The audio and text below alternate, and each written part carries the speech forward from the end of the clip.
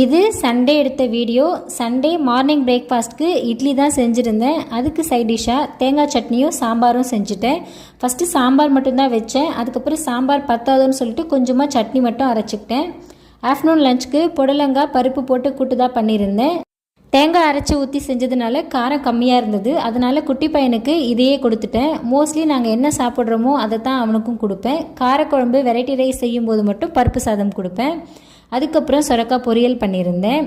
Evening போல் tea போடலான்னு ஃப்ரிட்ஜிலேருந்து பால் எடுத்திருந்தேன். இப்போது ஒரு 2 வீக்ஸாகவே பால்லேருந்து ஏடு கலெக்ட் பண்ணிட்டு வந்துட்டு இருக்கேன். இது எதுக்காகன்னு பார்த்தீங்கன்னா, இந்த ஏடெல்லாம் கலெக்ட் பண்ணி அதிலிருந்து நம்ம வீட்லேயே வெண்ணெய் எடுக்கலாம். வெண்ணெயை வச்சு நெய்யும் காய்ச்சலாம்.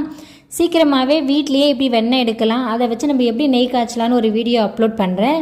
இப்போது தான் ஒரு 2 வீக்ஸாக எடுத்துகிட்டு வந்ததுனால ஒரு சின்ன பாக்ஸ் மட்டும்தான் சேர்ந்துருக்கு. இன்னும் ஒரு பாக்ஸ் சேர்ந்ததுக்கப்புறம் கண்டிப்பாக நான் போஸ்ட் பண்ணுறேன். தேங்க்ஸ் ஃபார் வாட்சிங்.